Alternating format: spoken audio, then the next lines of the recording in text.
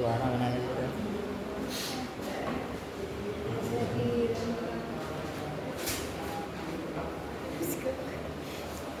तो Poisson ratio का जो फॉर्मूला होता है वो होता है lateral strain upon longitudinal strain. Strain का तो मतलब सभी जानते हैं, change in dimension upon original dimension. यहाँ पर बस बात इतनी सी आती है कि लेटरल स्ट्रेन क्या होता है और लॉन्गिट्यूडनल स्ट्रेन क्या होता है।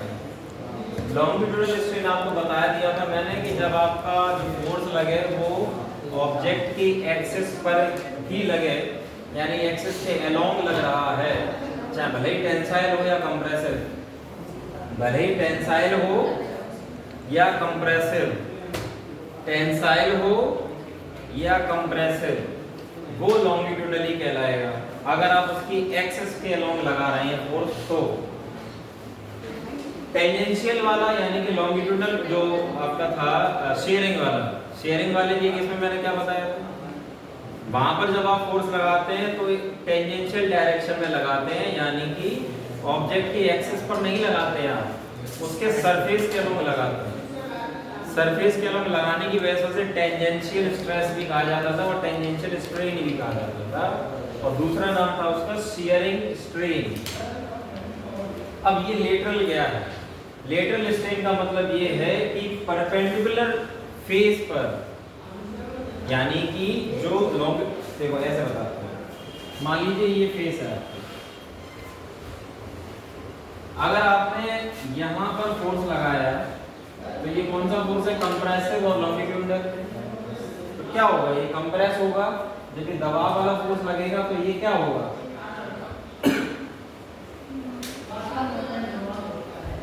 भाई इसकी जब ये वाली फोर्स इधर आप लगाएंगे तो ये वाली लेंथ कम होगी। कौन सी लेंथ? चलो इसका नाम डाल लेंगे ए बी सी डी। कौन सी डायमेंशन बदलेगी फोर्स लगाने? क्या एडी कम होगा? एडी कम हो रहा है, इस फोर्स की वजह से क्या हो रहा है? कौन कम हो रहा है? AB और CD कम हो रहे हैं, AB और CD कम हो रहे हैं।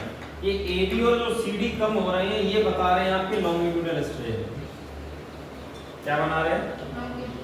ये आपके लॉन्गिट्यूडनल स्ट्रेन यहाँ पर कंप्लीट कर रहे हैं। अच्छा एक बात बताइए, अगर मान लीजिए कि इसका वॉल्यूम अगर आपका फिक्स रखा गया है तो सेम वॉल्यूम के लिए आपको नहीं लगता कि जब आप इसकी AB और CD डायमेंशन को छोटा कर rहे हैं तो इसकी ये वाली जो डायमेंशन है AD वो बढ़ जाएगी?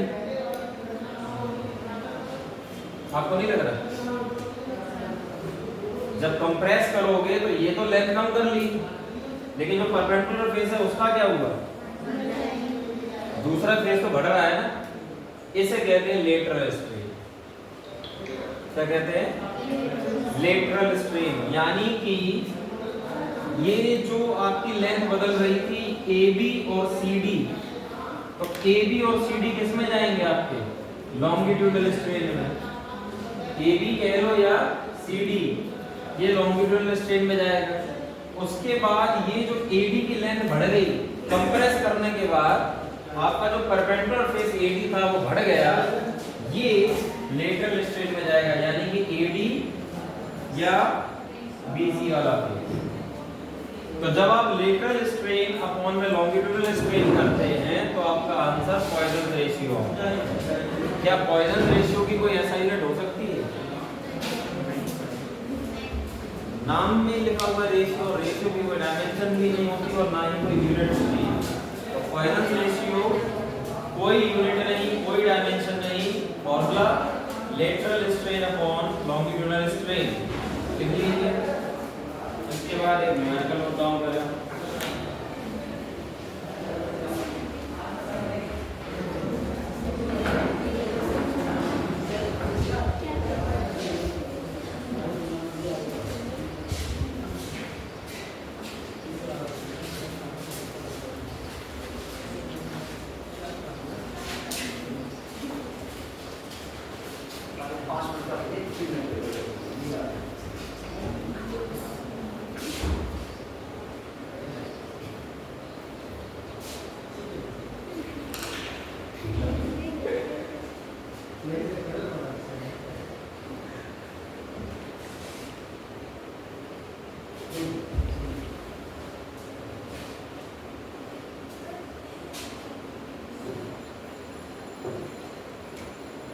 गया।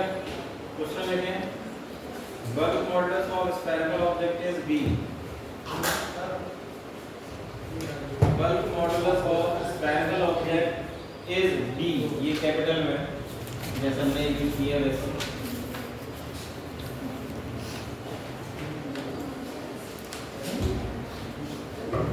Bulk modulus of spherical object is b, which is subjected to uniform pressure P. Spherical object is b,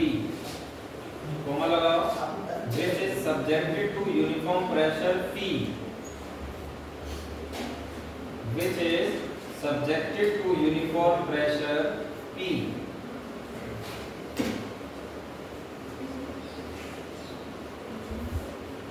जिसका fractional decrease in radius is, fractional decrease in radius is,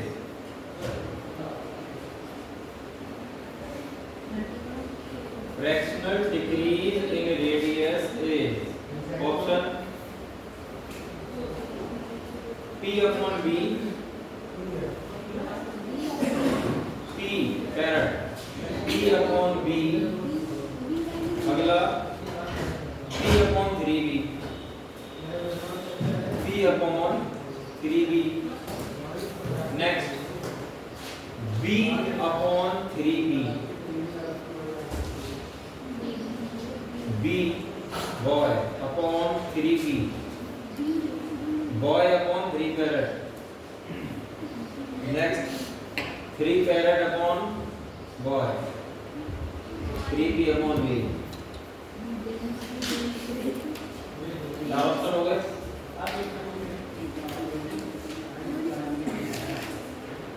इस क्वेश्चन में मतलब अच्छा ये भी नीट में आया था आपका 17 और 19 में आया था। बल्क मॉडुलस किसी स्फेरिकल ऑब्जेक्ट का क्या है b। स्फेरिकल ऑब्जेक्ट का मतलब क्रिकेट की बॉल जैसी होती है वैसी ही गोलाकार। अब स्फेरिकल ऑब्जेक्ट का बल्क मॉडुलस अगर b बताया गया है और उस पर हमने प्रेशर लगाया p, तो आप ये बताएं कि उसका वॉल्यूम कम होगा या नहीं या बढ़ेगा।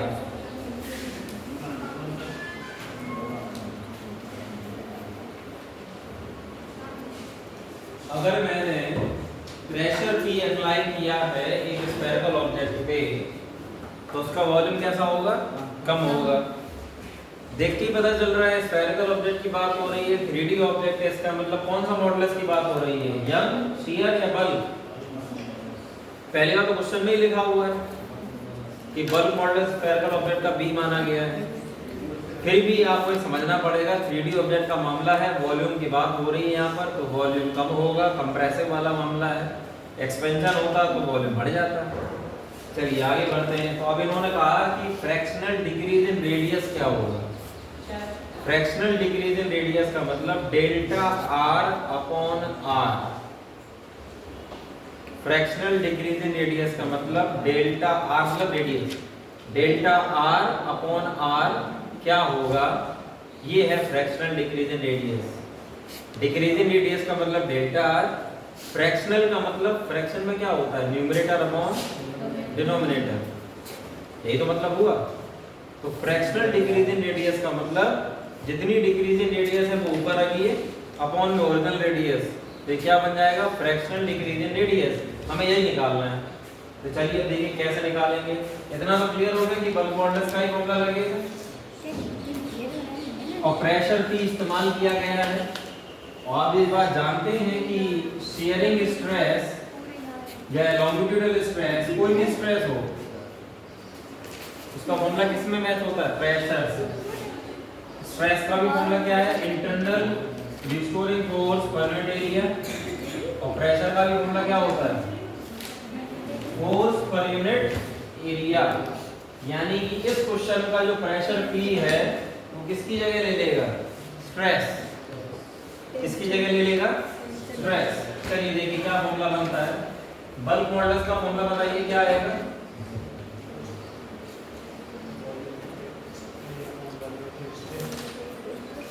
वॉल्यूमेट्रिक स्ट्रेस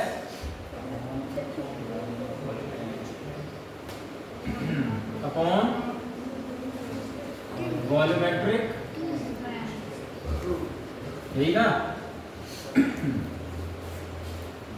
अब ये ऊपर वाला तो फोर्स अपॉन एरिया है और नीचे वाला डेल्टा V अपॉन V है, यानी कि change in volume upon original volume. तो वॉल्यूमेट्रिक स्ट्रेस की बात अगर आप करेंगे तो यहाँ तो प्रेशर P आ गया जो कि क्वेश्चन में दे रखा है, क्वेश्चन में ही दे रखा है, प्रेशर P अप्लाई किया है। तो प्रेशर P अप्लाई किया है, वही आपका internal restoring force per unit area हो गया। वॉल्यूमेट्रिक स्ट्रेन की बात करें तो वो क्या आएगा, डेल्टा V अपॉन V, यानी कि चेंज इन वॉल्यूम है, ये वेलोसिटी में समझ लेते हैं। तो change in volume upon original volume, ये क्या कहलाएगा, वॉल्यूमेट्रिक स्ट्रेन। अब समस्या ये है कि सर डेल्टा आर कैसे करें, डेल्टा आर कैसे करें, क्योंकि क्वेश्चन क्या कह रहा है, फ्रैक्शनल चेंज इन रेडियस बताइए, फ्रैक्शनल चेंज इन रेडियस बताइए। अब यहाँ पर फ्रैक्शनल चेंज इन वॉल्यूम आ पा रहा है हमारा, रेडियस कैसे निकालें, तो भाई ये देखिए डेल्टा आर कैसे आएगा। आपको याद हो कि आपको एरर के फॉर्मूले बताए गए थे बहुत पहले, चैप्टर 2 या 3 में, है ना। वहां पर आपने बताया था कि किसी भी चीज का एरर अगर आपको निकालना तो पहले फॉर्मूला बताइए क्या आएगा। वॉल्यूम ऑफ स्फीयर का फॉर्मूला क्या है, वॉल्यूम ऑफ स्फीयर का फॉर्मूला V बराबर 4/3, फिर पाई आर क्यूब या स्क्वायर सही, पाई आर क्यूब। अगर रेडियस आपने r मानी है स्मॉल की, तो हम ये स्मॉल वाली लेंगे। इस केस में अगर आपको डेल्टा भी निकालना है तो फॉर्मूला क्या आएगा, एरर निकालते थे ना आपको याद होगा, एब्सोल्यूट एरर, रिलेटिव एरर, याद आया कुछ, वैसे ही तो याद आया कुछ इसमें, बताइए डेल्टा V क्या आ जाएगा जब आप इसकी एरर निकालेंगे, तो डेल्टा V अपॉन V, और ये तो कांस्टेंट है, ये तो कांस्टेंट है, बात खत्म करो इनकी, कांस्टेंट का कुछ नहीं करते। r की पावर 3 में क्या था, पावर जो होती है वो आगे आ जाती है, और r का क्या हो जाएगा, डेल्टा r अपॉन r, यही आएगा। इस फॉर्मूले का इस्तेमाल करेंगे हम ऊपर वाले फॉर्मूले में, और हमारी फ्रैक्शनल चेंज इन रेडियस के टर्म्स में आराम से आंसर आ जाएगा। अब हम आराम से डेल्टा V अपॉन V की जगह क्या लिख सकते हैं, ये लिख सकते हैं, करिए। फिलहाल फाइनली क्या हो जाएगा आपका, बल्क मॉडुलस बराबर प्रेशर P और अपॉन में डेल्टा V अपॉन V की जगह आ जाएगा 3 डेल्टा R अपॉन R। अब ये डिनोमिनेटर का डेल्टा R अपॉन R जब इधर लाया जाएगा तो कहाँ जाएगा, इनटू में आएगा ना ऊपर, और B जाएगा नीचे की तरफ, यानी ट्रांसपोज करने के बाद एक्सचेंज करेंगे तो क्या आएगा, डेल्टा R अपॉन R और इक्वल टू में हो जाएगा P अपॉन में 3B। क्या ऑप्शन में, ये ऑप्शन, ये है आपके ऑप्शन में, वही आंसर करेक्ट, डी बी कहाँ है, बी, अच्छा ऑप्शन डी। क्लियर हो गया, समझ में आ गया, आसान था, ये रीड में आ चुका है, लेकिन आसान तभी था जब आपको ये पता हो, तभी आसान था ये, वरना नहीं था, वरना तो लटक जाते यहीं पर। समझ गए, लिख लीजिए।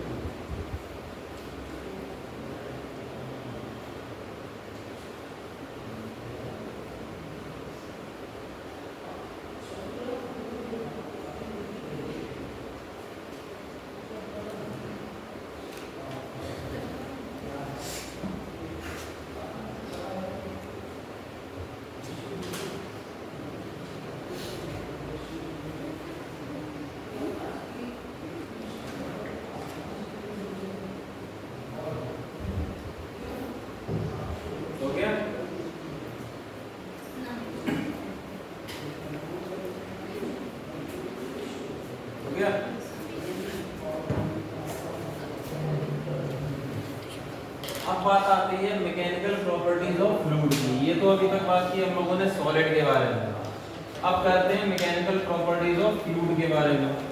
अब फ्लूइड के बारे में जानने से पहले आपको पहले ये तो पता होना चाहिए कि फ्लूइड क्या होते हैं। आसान है, आपने छोटी क्लास में पढ़ लिया होगा कि फ्लूइड क्या होते हैं। फ्लूइड ऐसे सब्सटेंस होते हैं which have ability to flow, जिनकी फ्लो होने की एबिलिटी होती है, यानी कि बहने की एबिलिटी होती है, उन्हें फ्लूइड कहते हैं। मार्कर की एबिलिटी है क्या फ्लो होने की? ये यहाँ रखा रहेगा तो ऐसा ही रखा रहेगा, आज रख कल लाओगे ऐसे ही मिलेगा, ठीक। लेकिन आपकी वाटर बोतल में जो पानी है वो कैसा है, उसे यहाँ फैला दो अभी, हाँ कल तक आके सूख जाएगा और एवोपरेट हो जाएगा, वो बात अलग है। लेकिन मेरे कहने का मतलब जिसको आपने यहाँ फेंका था क्या वो यहीं रहेगा? कुछ समय बाद वो पानी जिधर उसे डेप्थ मिलेगी उधर चला जाएगा, यानी एक जगह रुकने वाला नहीं है, वो फ्लो होगा कहीं ना कहीं, बहेगा। ऐसे कोई और लिक्विड पकड़ लो, कोई भी लिक्विड आप किसको वहां पर किसी में फैला दीजिए, किसी कंटेनर में रखिए, तो वो हमेशा फ्लो रहेगा, रुकेगा नहीं एक जगह। यानी कि लिक्विड की कैटेगरी जितनी भी लोगों की है वो सब लिक्विड कहां पर आ जाएंगे? फ्लूइड में। गैस, वो भी कोई भी गैस, मान लीजिए अगरबत्ती, धूपबत्ती या जो भी परफ्यूम वगैरह जो भी आपने यूज किया हो, अगर आप अगरबत्ती यहाँ पर लगा रहे हैं, धूपबत्ती यहाँ पर लगा रहे हैं, तो पूरे कमरे में उसकी स्मेल आएगी। परफ्यूम का इस्तेमाल अगर आपने इधर कॉर्नर में किया है तो वो पूरे कमरे पे धीरे धीरे उसकी फ्रेग्रेंस आ जाती है। कैसे? डिफ्यूजन प्रोसेस से। डिफ्यूजन प्रोसेस से एयर के पार्टिकल्स के मूवमेंट यहाँ से हायर कंसंट्रेशन से लोअर कंसंट्रेशन में पहुँच जाते हैं, तो इसका मतलब गैसियस पार्टिकल्स में भी फ्लो होने की एबिलिटी है। यानी कुल मिलाकर ओवरऑल फ्लूइड वो होते हैं जिनमें फ्लो होने की एबिलिटी हो। और हमने नोटिस किया कि सॉलिड में ऐसा हो ही नहीं पा रहा है, सिर्फ लिक्विड और गैस में हो रहा है। यानी कि फ्लूइड के अंतर्गत कौन लोग आते हैं? सिर्फ और सिर्फ लिक्विड आते हैं और गैस आते हैं। क्लियर? फ्लूइड के अंदर सिर्फ लिक्विड आते हैं और गैस आते हैं। यानी अगर एक वर्ड में इनके बारे में कहा जाए तो क्या कहा जाएगा? फ्लूइड्स वो होते हैं which have tendency to flow. हाँ, एक ही बात है, tendency, capacity, ability, which have ability to flow। और इनमें कौन आएंगे? एग्जाम्पल में आपके ऑल लिक्विड एंड गैसेस, सारे लिक्विड और गैसेस फ्लूइड होते हैं। सॉलिड कोई फ्लूइड की कैटेगरी में नहीं आता। क्लियर? अब आगे अगर हम फ्लूइड की स्टडी करने बैठ जाएं, फ्लूइड की स्टडी ऑफ फ्लूइड्स, तो दो ब्रांचेस में डिवाइड होता है ये। पहला फ्लूइड स्टैटिक्स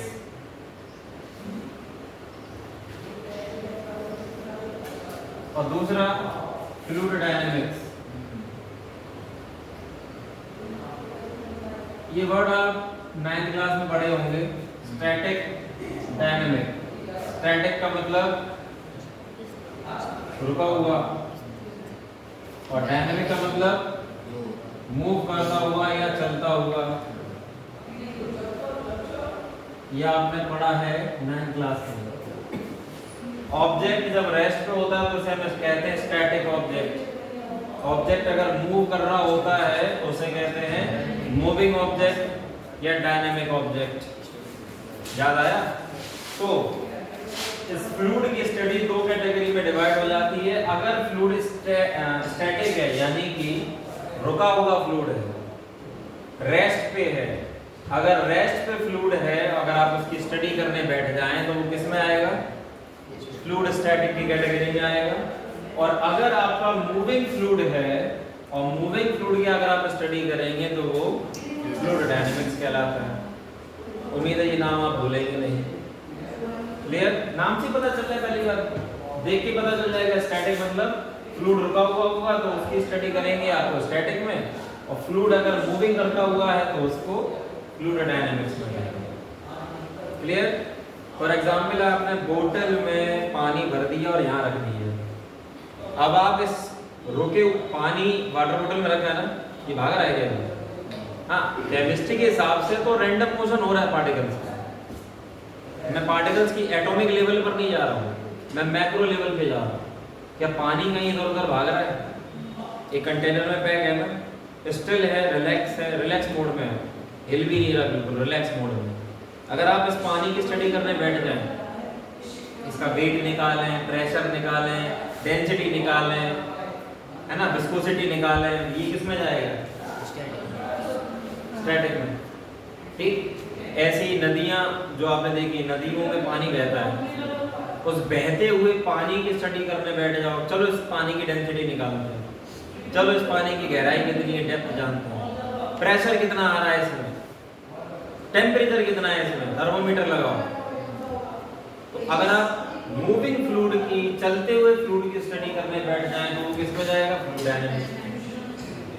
देख के पता चल रहा है कि इसकी स्टडी थोड़ी ज़्यादा आसान पड़ जाती है, इसकी थोड़ा मुश्किल पड़ती है, क्योंकि मूविंग चीज़ों में हमें ज़्यादा फोर्सेस का सामना करना पड़ता है, इसमें कम फोर्सेस का सामना करना पड़ता है, इसलिए इसकी स्टडी आसान पड़ जाती है और इसकी स्टडी थोड़ा सा मुश्किल पड़ जाती है, क्योंकि इसमें नंबर ऑफ फोर्सेस इंक्लूड हो जाते हैं। क्लियर? समझ में आ गया? अब अगला, इसके बाद आपने वही सेम टर्म पढ़े होंगे प्रेशर के बारे में। अभी तक आपने जो स्ट्रेस पढ़ा था वो था internal restoring force per unit area, वो स्ट्रेस था। लेकिन प्रेशर वो होता है थ्रस्ट अपॉन एरिया। अब फिर पूछोगे सर थ्रस्ट क्या होता है? तो थ्रस्ट सिर्फ फोर्स नहीं होता, force in perpendicular direction thrust होता है। वैसे सब जानते हैं कि यहाँ सर थ्रस्ट फोर्स होता है, बल होता है, लेकिन अधूरा है, पूरा बोलिए। थ्रस्ट वो फोर्स होता है जो 90 degree perpendicular to the surface आप लगाते हैं। एक एग्जांपल देते हैं, मान लो कि ये ऑब्जेक्ट है और आपने फोर्स लगाया तीन तरीके से, ऐसे लगाया, एक ऐसे लगाया, एक ऐसे लगाया। अब तीनों फोर्स हैं, F1 भी फोर्स है, F2 भी फोर्स है, F3 भी फोर्स है। फोर्स तो तीनों ही है, लेकिन इनमें थ्रस्ट कौन है? थ्रस्ट सिर्फ एक है, कौन? F2, जो perpendicular to the surface act करता है, उस फोर्स को हम थ्रस्ट कहते हैं। तो ये F2 जो है वो बन गया है आपका थ्रस्ट। ऐसा नहीं कि ये लोग फोर्स नहीं है, फोर्स सारे ही हैं, बस ये एक्यूट एंगल पे लग रहा है, ऑब्ट्यूस एंगल पे लग रहा है। तो 90 डिग्री वाला जो होता है, 90 degree with the surface, thrust force होता है। क्लियर? समझ में आ गया? अब प्रेशर पे आते हैं। प्रेशर जो था वो होता है आपका थ्रस्ट एक्टिंग ऑन ऑब्जेक्ट। जैसे इस चैप्टर की बात करें तो फ्लूइड की बात हो गई। Thrust acting on a fluid per unit area. Unit area fluid पर जो थ्रस्ट लग रहा है उसे हम क्या कहेंगे? प्रेशर। ऐसा यूनिट क्या रहेगी? ऐसा यूनिट क्या रहेगी? प्रेशर का फॉर्मूला अगर होता है आपका थ्रस्ट अपॉन एरिया, तो इसकी ऐसा यूनिट क्या रहेगी? थ्रस्ट तो फोर्स है ना, न्यूटन, एरिया मीटर स्क्वायर, यानी कि इसकी ऐसा यूनिट रहेगी न्यूटन मीटर की पावर माइनस। और प्रेशर की यूनिट पहले से ही साइंटिस्ट के अकॉर्डिंग कैसी है? पास्कल का पीए। यानी कि जो आपने स्ट्रेस की यूनिट पढ़ी थी वही सेम प्रेशर की भी। ये ऐसे समझ लो जो इनकी यूनिट है वो स्ट्रेस की यूनिट। क्लियर? तो फॉर्मूला बन जाता। थ्रस्ट क्या था, एक बार लिख भी देता हूँ। थ्रस्ट क्या था? परपेंडिकुलर फोर्स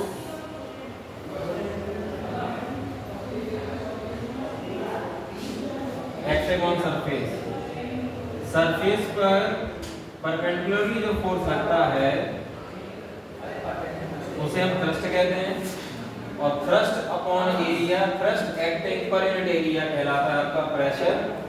SI यूनिट उसकी रहेगी न्यूटन अपॉन एरिया यानी कि न्यूटन पर मीटर स्क्वायर, और न्यूटन पर मीटर स्क्वायर को हम पास्कल भी कहते हैं। ब्लेस पास्कल के ऑनर में, साइंटिस्ट का नाम क्या था? Blaise Pascal. उनके ऑनर में प्रेशर की SI यूनिट पास्कल भी है। सिंबल है इसका PA, capital P A small. Clear? अब जरा बताएंगे कि 1 पास्कल कब आएगा? जब दोनों न्यूमरेटर डिनोमिनेटर 1 हो जाए, यूनिट हो जाए, यानी कि pressure is said to be 1 pascal when thrust acting is 1 newton and area is 1 metre square, तभी आपका 1 पास्कल आएगा। क्लियर? तो यहाँ लिख दे रहा हूँ 1 पास्कल की डेफिनेशन क्या हो जाएगी? Pressure is said to be 1 pascal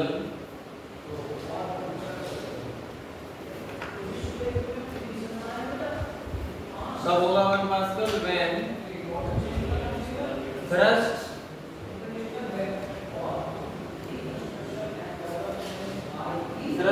of 1 Newton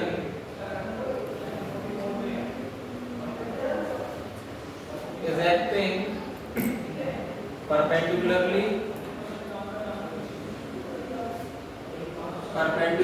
to the surface of area 1 metre square, यानी कि 1 पास्कल बराबर आ जाएगा 1 न्यूटन अपॉन में 1 मीटर स्क्वायर, ये आएगा। डेफिनेशन भी लिख दी, फॉर्मूला भी लिख दिया, लिख लीजिए।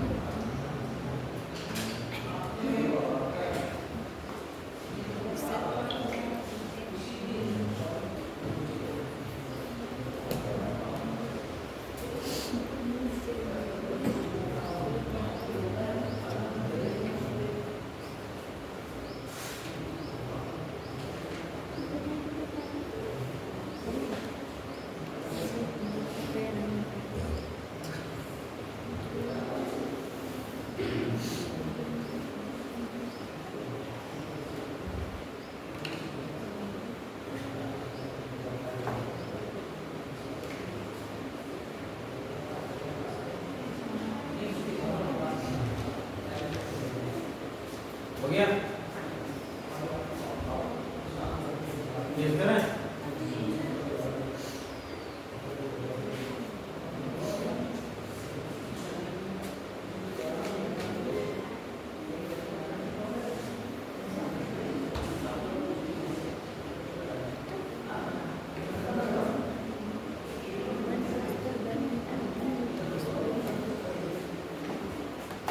अब नेक्स्ट छोटे-छोटे सिंपल से टर्म्स आपके वो कंप्लीट होने हैं। हो सकता है आपको याद भी हो, नहीं याद है तो रिवाइज कर देख लेना, दोबारा से रिवाइज करके याद रहेगा। डेंसिटी के बारे में सबको पता होगा, रिलेटिव डेंसिटी के बारे में, डेंसिटी और रिलेटिव डेंसिटी के बारे में। डेंसिटी का फॉर्मूला क्या होता है? किसी भी घनत्व, हाँ भाई घनत्व की बात कर रहा हूँ। डेंसिटी ऑफ सबस्टेंस का फॉर्मूला क्या होता है? Mass upon volume. किसी भी सबस्टेंस का अगर आप डेंसिटी निकाल रहे हैं तो उसका फॉर्मूला क्या होता है?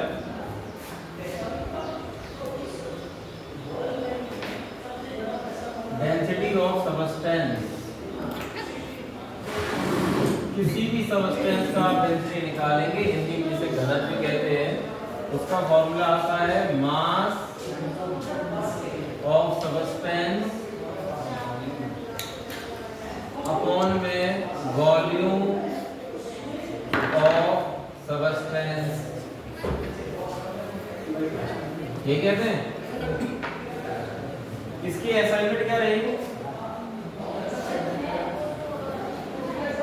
ऊपर के लिए आएगा केजी, नीचे के लिए वॉल्यूम में आता मीटर क्यूब, यानी इसके असाइनमेंट को हम क्या लिख सकते हैं? केजी मीटर की पावर -3। क्लियर? ये भी ध्यान रखना कि वाटर की डेंसिटी क्या होती है।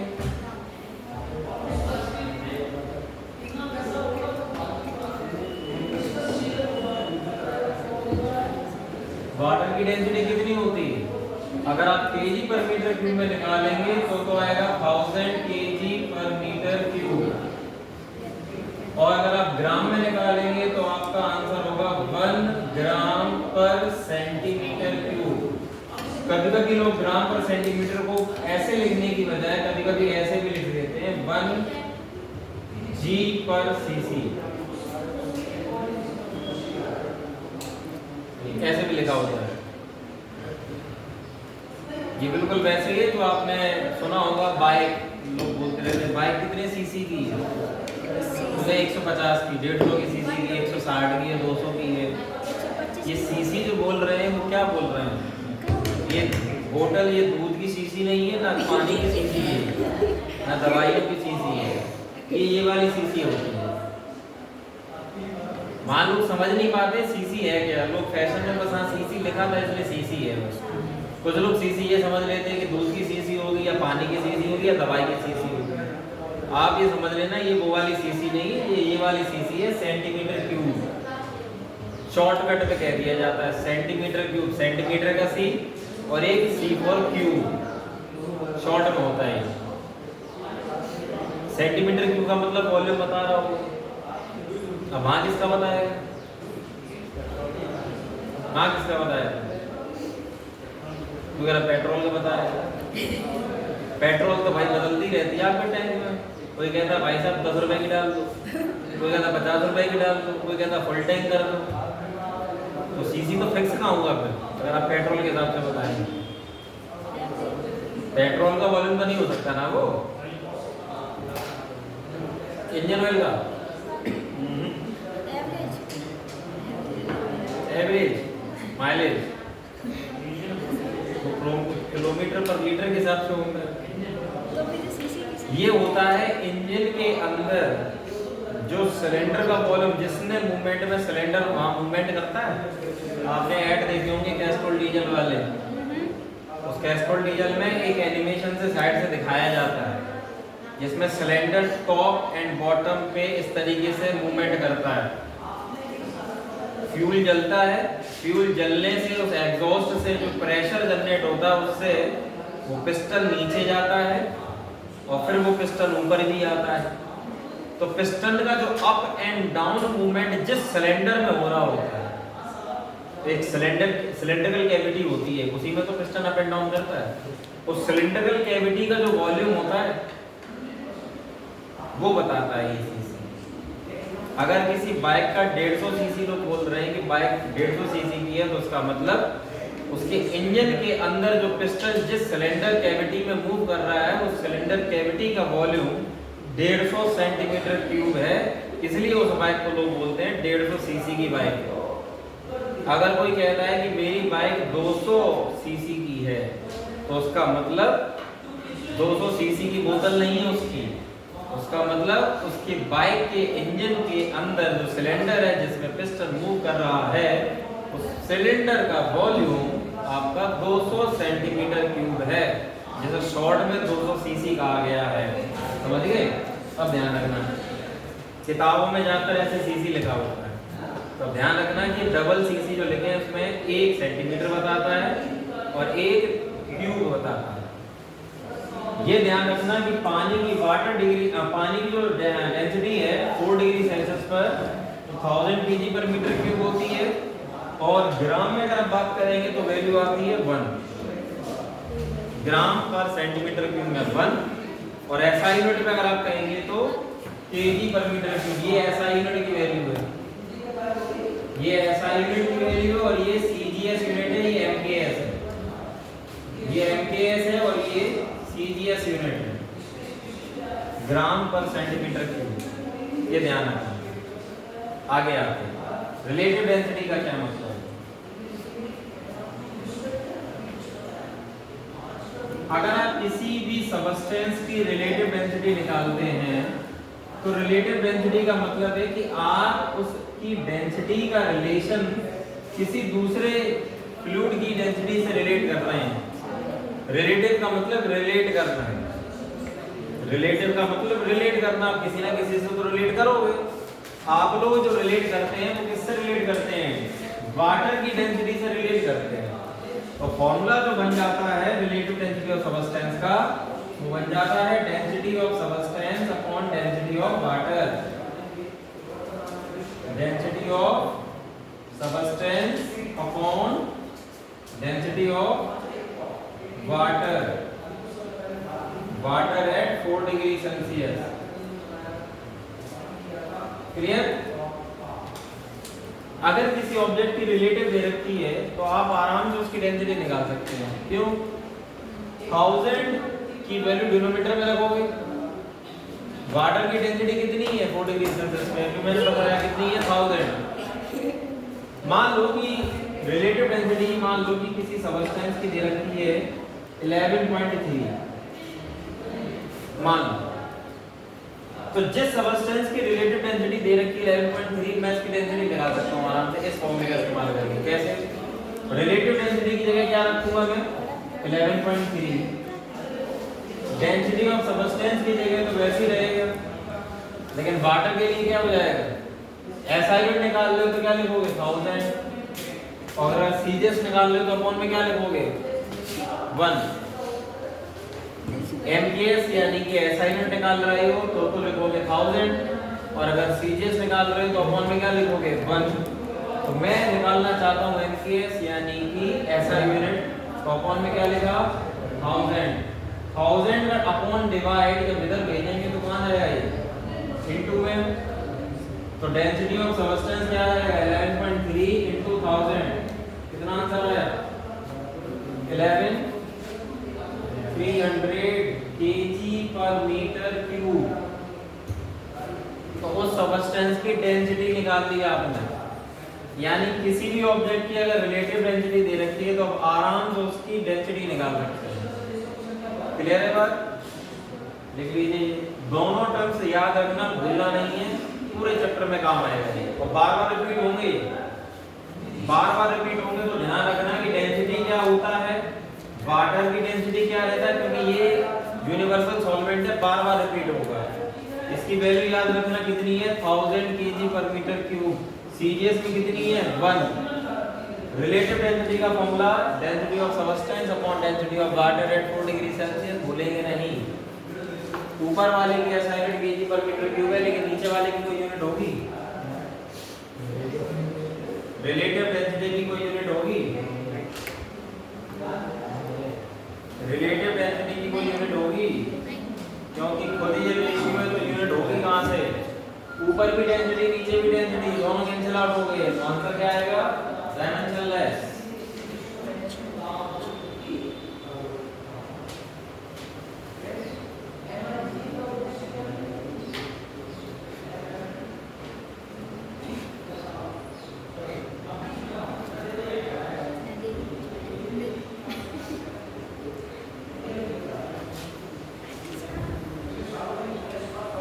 पूरी हटा देना।